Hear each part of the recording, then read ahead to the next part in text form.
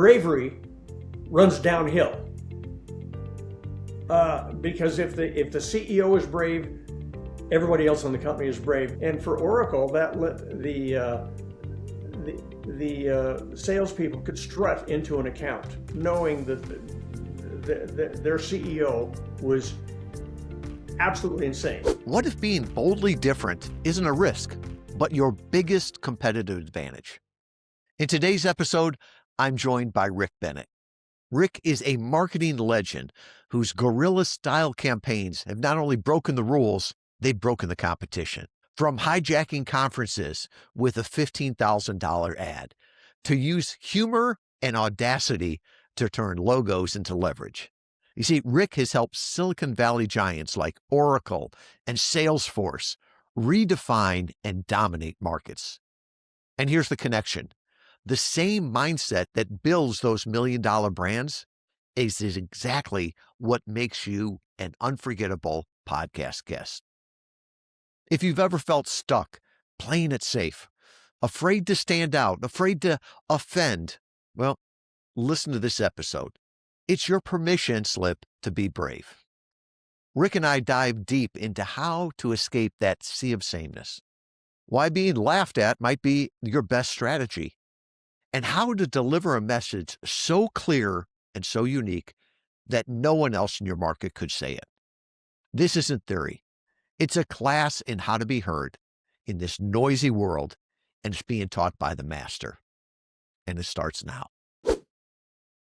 Today, we're joined by Rick Bennett, a guerrilla marketing specialist who's made a career out of being boldly different. I first learned of the ad hitmen from my friend Christopher Lockhead. And when Rick talked about his philosophy that God hates a coward, it struck me.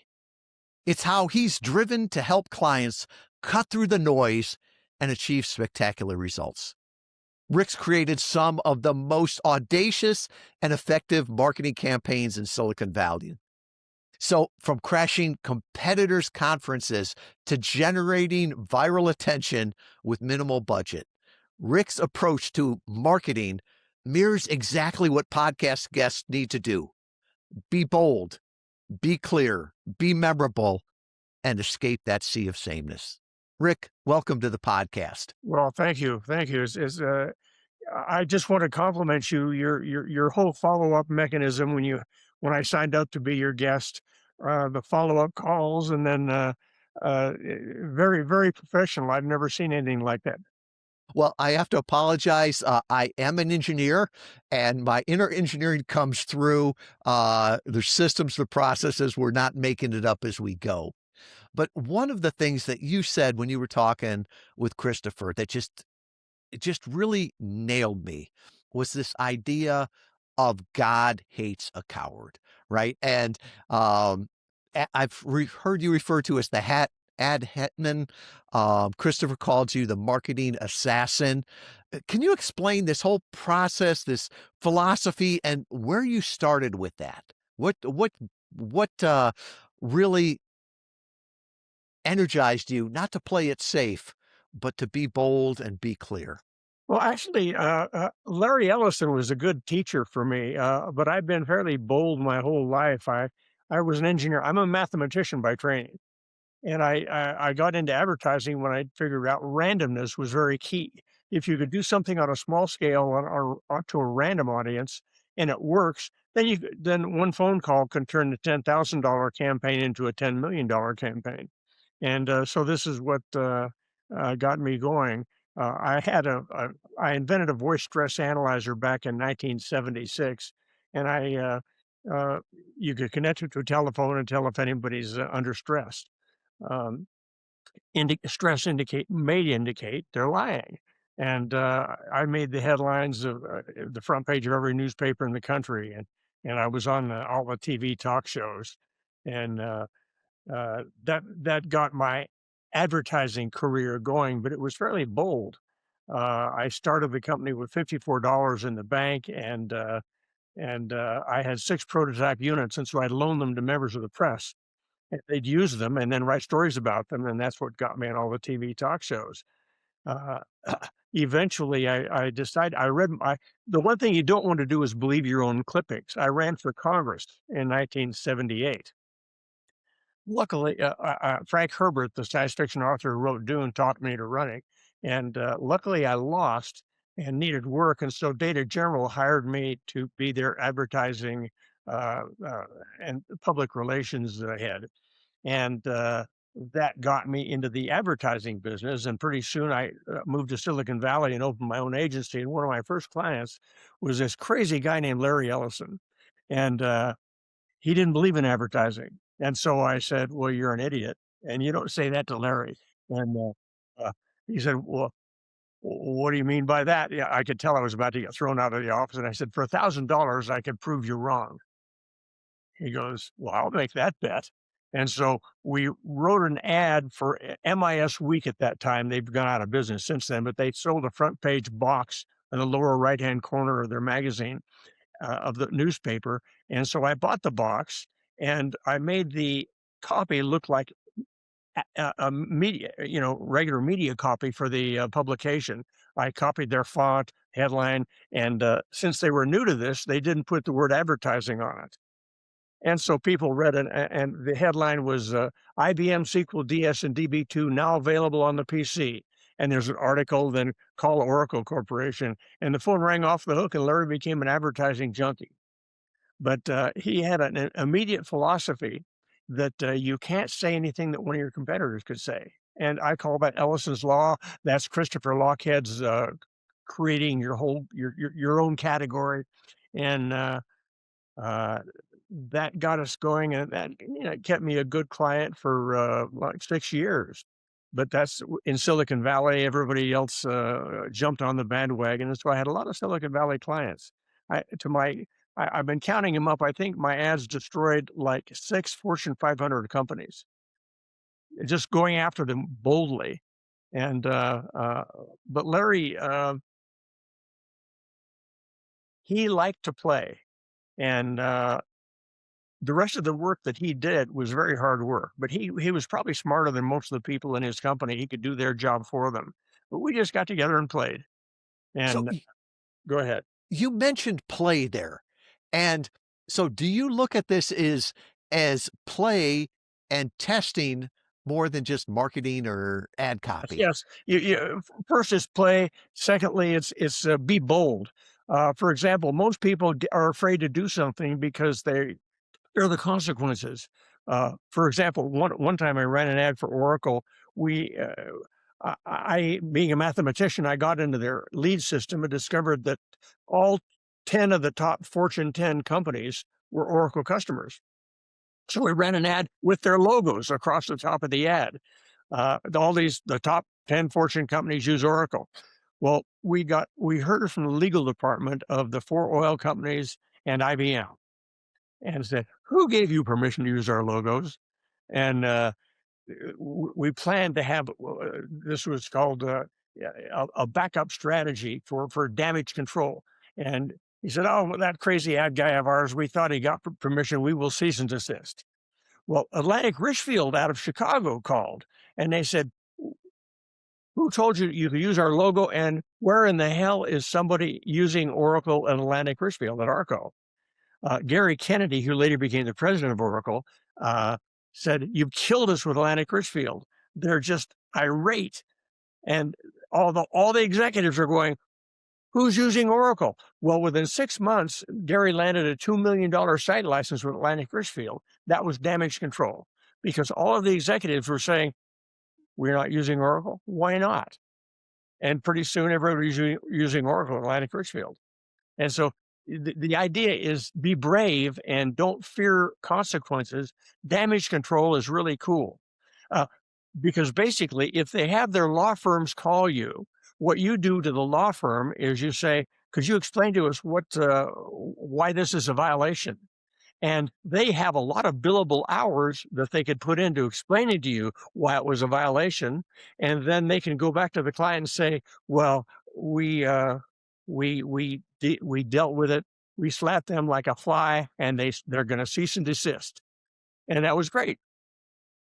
So from that standpoint, though, it's like you're putting lots of chips on there. It's gonna lose big or win big. Is that how you always look at it? And it's like, you had said something about that your ad copy got you hired at a lot of places, and it got you fired at a lot of places, Yeah, and you're okay with that. yeah, I was okay, but you don't lose big because basically all the things that you think about that you could go wrong, they never go wrong. The worst thing that could happen is that you could do damage control and make a have a winner. I used Elvira as she was the Southern California mistress of the night. She dresses like a vampire and has pictures on tombstones. And one of my clients was a guy named John Battleman in Dallas, Texas, and we did an Elvira campaign and listed the names of their competitors on the tombstones in the Elvira ad. Now, Elvira was the cheapest date I've ever had because she charged us $1,000 to use her pictures in the ad, and then we put the ad copy on the tombstones. Um, Battleman got a call from a client. They just closed a couple $100,000 deal. Um, I think it was uh, case-based program development, and she said, "I have a problem with you guys. You objectified women using Elvira." And Bannerman explained the process. And at the end of the call, I said, "By the way, would we be having this call if I had not run the Elvira ad?" And she thought, "Come to think of it, no."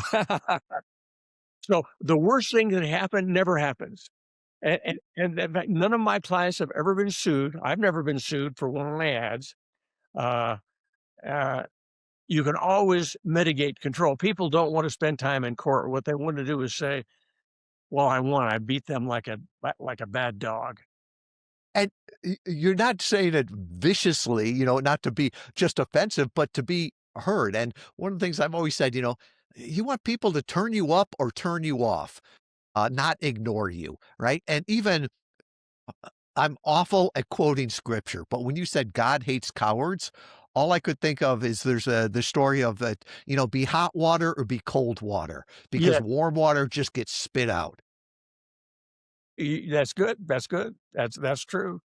And the other thing that I love is that all of these things you're talking about is not millions and millions dollars campaigns. Can you talk about the story? And I love this one. You spent $15,000 on a Wall Street Journal uh, ad that totally hijacked a campaign or a whole conference. Well, I think it was with the Linux. yes. Well, the headline, and it was actually in the regional edition, San Francisco edition of the Wall Street Journal. That was only $15,000. Full page Okay. ad. If I were smart, I would have bought remnant space, which would have only been $3,000.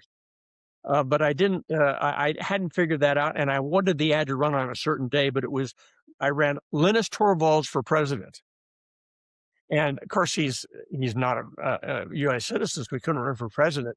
But everybody came to the booth. They wanted to get signed copies of the ad by Linus because Linus came to the booth and he was there signing ads all day, and that just hijacked the conference. And it's one of those things, it's the creativity, that you're doing there, and that's what stands out to people, and that's what makes it a memorable story. Well, the other I like hijacking conferences for a lot of reasons. Akamai had their annual users group meeting in Miami, Florida. And I could reach 100% of the arriving passengers in the Miami airport with 2 billboards run at the escalators as you went down the escalators at the baggage claim. And the headline was, "We give Akamai nightmares." And I had a big claw mark across the whole thing. And the total headline was, "We give Akamai nightmares.com." I bought that domain. And uh, we had hundreds of thousands of hits on the website. Instart Logic was the name of the client, and they did a lot of business. But every year after that, whenever Akamai had their annual conference, they were sure to buy those 2 billboards, so somebody couldn't do that to them again. And it was dirt cheap. That's amazing. So, what's the mindset you start with here? Because you said that creativity doesn't happen in fear; it happens in play. So, Well, what how do you think about that? I begin all conversations with potential clients saying, "What can you do that nobody else can do? And how do you knock down the ladders that nobody else will ever be able to do it?" And sometimes there's a lot of hemming and hawing, and we part company before we do anything. But you get into a state of play. They get a group of people together. Uh, these days, it's by Zoom call, so I don't have to dress up and go to a meeting somewhere, and so I could do this from anywhere. And we play, and so they say, "Wait a minute, guess here's what we can do that nobody else can do," and I say, when you see this ad, you will say, "Hey, I wrote that ad." In other words, the client realizes that they were the ones who provided the input. Now, I'm kind of a dinosaur because most of the stuff that I did and like to do is not politically correct these days. It's definitely not woke. And so I'm sitting here as a dinosaur in my pirate cottage, and I've spent the last 10 years mostly writing 4 novels, and I'm about to start a 5th novel. That is awesome, and it's that whole creativity thing there that really stands out. So, what would you tell a podcast guest, right? Somebody getting ready to go on a podcast. What mindset should they have when they talk, to their ideal clients and really the AI that's listening in today? Well, basically, they're gonna say, "Here's what I do that nobody else can do, and here's why you need it. And this is gonna solve a problem that you have that nobody else can solve, period." And everything they say has to be unique to them and to them only. They can't say, "Well, we also do that. We're cheaper and better." That's gone. I mean, cheaper and better. When I created the Oracle ads, I used WordStar, that word processing program that's text only. IBM came out with Word. Excuse me, Microsoft came out with Microsoft Word, and eventually Quark Express came out with a page program that you could create your ads. You don't have to go to a typesetter. I use Adobe InDesign now, but I didn't go from WordStar to Word for years, even though Word was a better product. So cheaper, faster, better is a losing category. Period. I heard Alex J. Smith, um, the strategy guy, said it's better and cheaper or faster is a synonym for just the same. Right. Now we didn't follow that rule precisely at Oracle because Oracle, uh, we had 3 words underneath our logo in every ad: compatibility, portability, connectability, and those 3 things. But Oracle, when they got started with SQL, they copied all the IBM manuals for SQL DS and DB2. In other words, Larry insisted that the page numbers even be the same on the user's guides for using Oracle's SQL and DBS and DB2 there, because they said, if you don't like Oracle, you can always go back to IBM SQL DS and DB2. We're exactly compatible. Now, people didn't get that. They knew they had to be relational, and IBM didn't have a product yet. And so they had to go to Oracle. But we told them you could always go back to IBM. Uh, that was counterintuitive. We ran an ad once. We wanted to get into manufacturing, so the headline was "We Kick Ask." Ask Computing was the head of manufacturing at that time. They owned it all. We own nothing. And so we just pointed out that Ask was old technology. Some of the best ad copy I ever wrote was we're kicking Ask and taking names, uh, or you can kiss Ask goodbye. Uh, and we When Sandy Kersig, who was the president of Ask, when she first saw that, I was interviewing a fellow who used to be with Ask. He joined Forte Software. He said when she first saw that ad, she cried. And then they went out and they acquired a company called Sybase. And because Sybase was better, they had more features than Oracle. But she didn't realize that people bought Oracle because we were IBM compatible. They could kill Oracle and go back to IBM. Now they can't do that now. Oracle is fairly unique with what they can do in the world. But so she went out and acquired that company. She also pre-announced product that she couldn't deliver. Now, and that meant that they were a public company. Their quarter-to-quarter profitability went in the tank. They got acquired by Computer Associates. Uh, and as Larry said in a Vanity Fair article, well, every ecosystem needs a scavenger. And so Computer Associates was the scavenger that picked up Ask. And we've had a very successful manufacturing business for Oracle ever since. Same for Oracle Financials. I mean, uh, there's a lot of war stories. Larry was a good teacher. Um, if it was a PhD program for killers, uh, I was probably one of the only graduates because uh, that's what I do for a living. You survived the course. Yes, yes. Well, I had when I vested all my stock options, and I said, Larry, I'm moving to Seattle, so I went and hired an ad agency for him. That he's probably never forgiven me for, but we stayed in contact for the last 30 years. Uh, uh, I left under my own terms as opposed to uh, having. In fact, I'll tell you a story. Uh, uh, Ken Cohen, who was a marketing guy at Oracle, he said he walked into a meeting with, the marketing guy for Oracle was walking out of the meeting, and he said, "Ken, would you ask Larry if I've just been fired?" And Ken said, "You don't know?" He said, "No, I hadn't." So Ken went into the meeting and said, "Larry, so and so says he wonders if he's just been fired." And Larry said, "Yeah, call security and have him get him out of the building and take his computer privileges away." He'd been fired. Larry's very conflict adverse. Larry's a very unique personality. He's sui generis. Uh, uh, he just hated personal conflict, and so that guy didn't know he was fired. Definitely not being clear or being bold on that. Well, yeah, but Larry's a unique personality, and then Mark Benioff was just the opposite. Mark is a very unique individual, but he's probably as smart as Larry.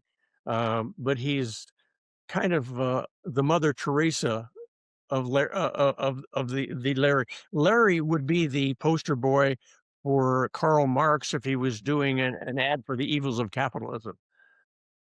Uh, With both of those, I remember you talking about that the leader of the company, the CEO, was involved in the marketing, in the messaging. It wasn't Absolutely. just delegated to Absolutely, someone. it has to be the CEO. I don't work if you work at a lower level with the marketing communications department, you spin and spin and spin because they spin and they spin to the level above them, and finally it gets to the CEO or the board of directors.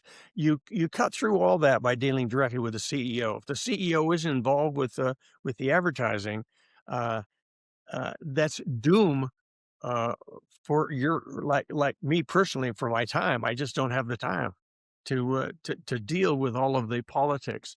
The when I ran the we're Akamai's greatest worst nightmare.com ad, uh, their marketing department wanted to run another ad, and they created another ad and sent it to Miami airport. The airport refused to run the ad because it was stupid. And so, they sent I had my ad all created, so they just sent it to them and they said, "Okay, we'll run this one." That's how that ad got run. I mean, dealing with Marcom people is everybody assumes they know how to do advertising and guerrilla warfare, but it's gotta be the president who says, "Here's what we're gonna do." Uh, I went to the board of directors meeting with, a company called, oh gosh, um, Intralinks. They owned the virtual deal room business. When people want to do an acquisition, they had to send secure Federal Express packets to all of the acquiring companies, get signatures, get them back. The Interlinks had secure virtual deal rooms, and they didn't have to do that.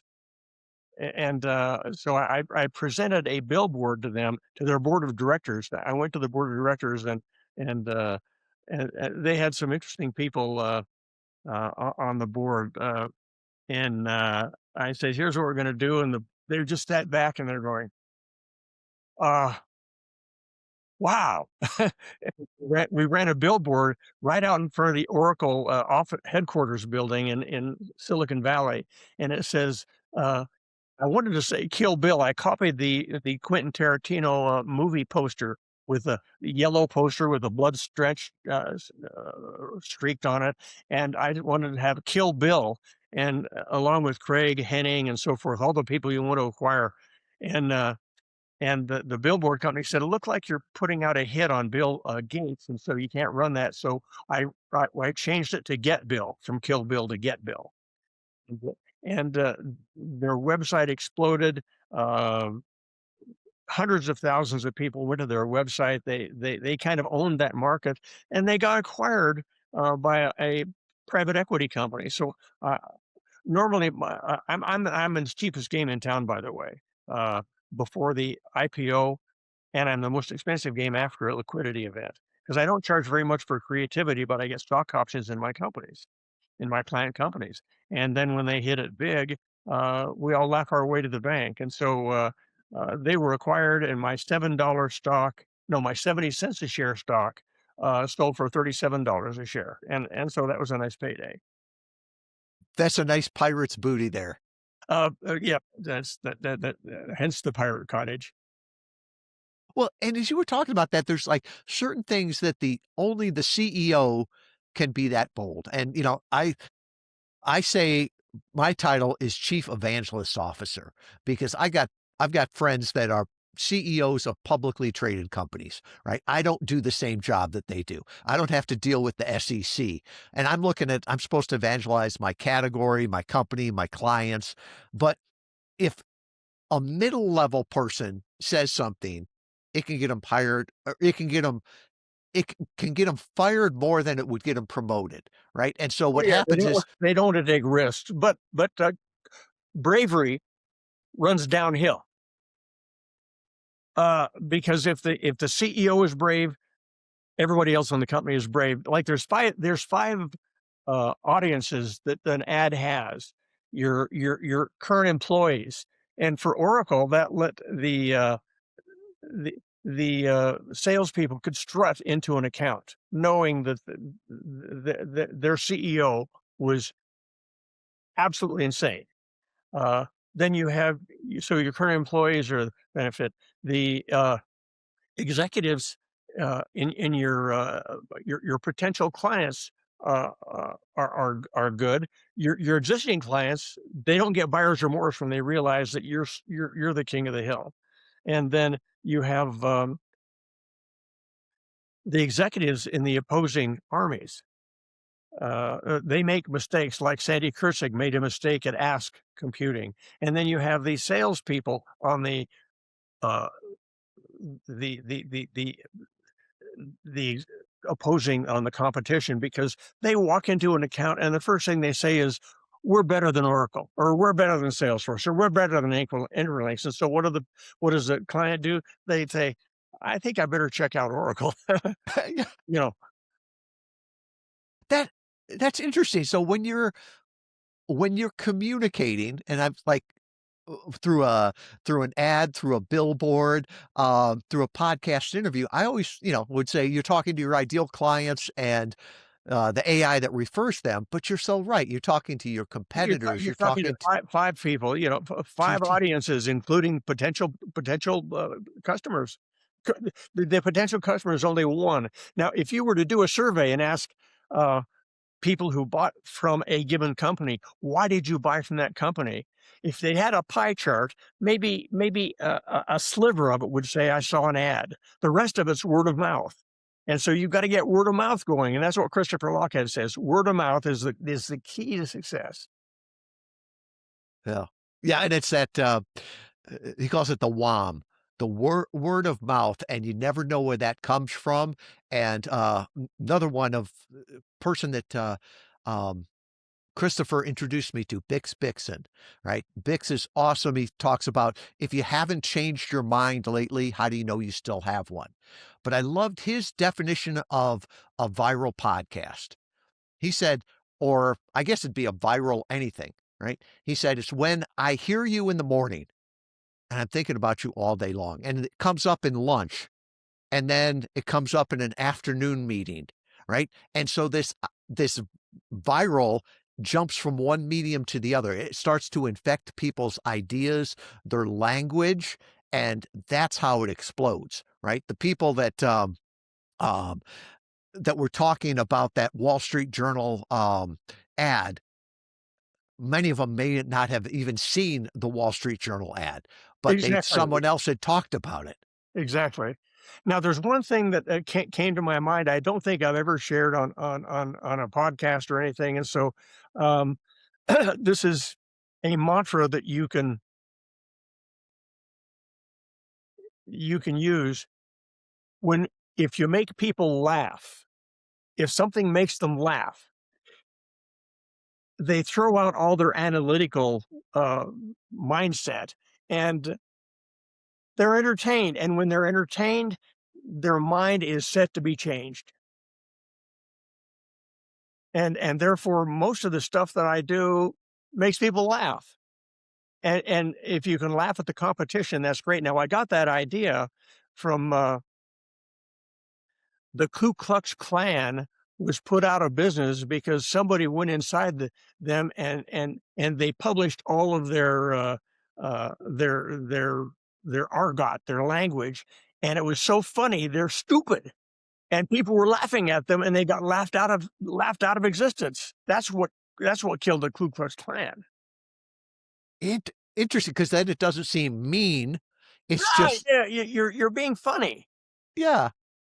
I always said the worst thing, people can live um with a yes or a no. They can't live with being ignored. But as you pointed out, what's the worst thing worse than being ignored is They're being being laughed. laughed at.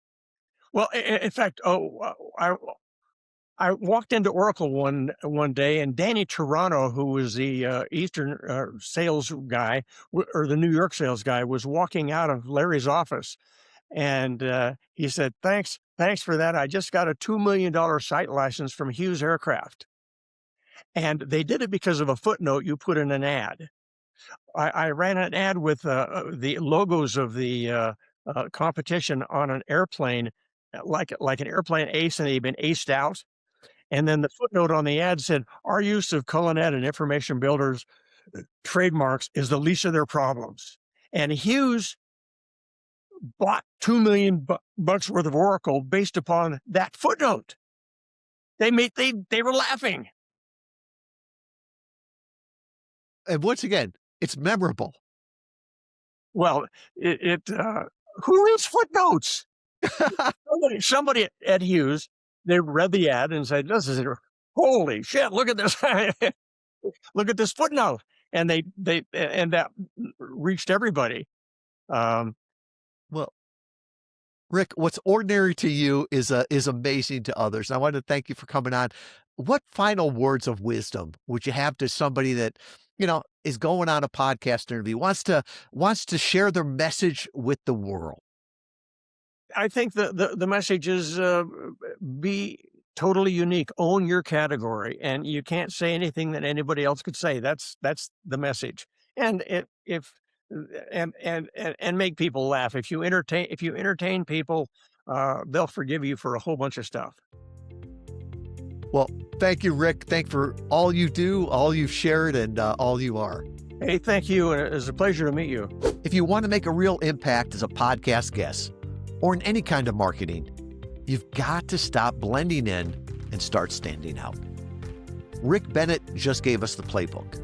And the big takeaway, you win when you're bold, when you're memorable, when you say what no one else dares to say, but what everyone needs to hear.